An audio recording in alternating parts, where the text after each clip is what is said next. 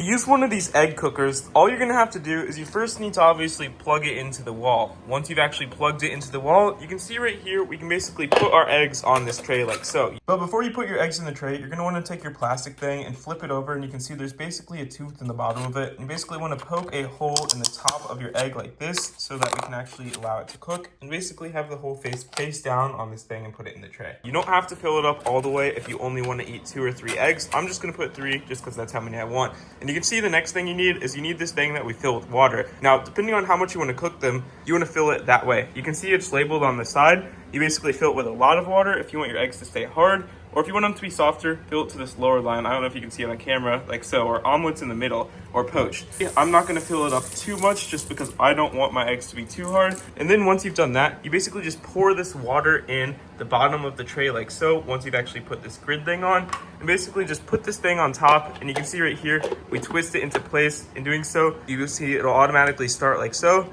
And basically, once it is on, it'll basically start humming, start dinging when it is complete. Now, depending on what type of egg you're trying to make, it will take a certain amount of time. Now, if you're trying to do a poached egg or soft boiled, it's about 6 to 8 minutes. If you're trying to do medium, it's about 10 minutes. And if you're trying to do a hard boil, you want to leave it for about 15 minutes. Once it is done, you simply want to carefully take off the steam without burning yourself, and then basically just run these eggs under your sink, and you're good to go. You can just peel them, eat them, enjoy them.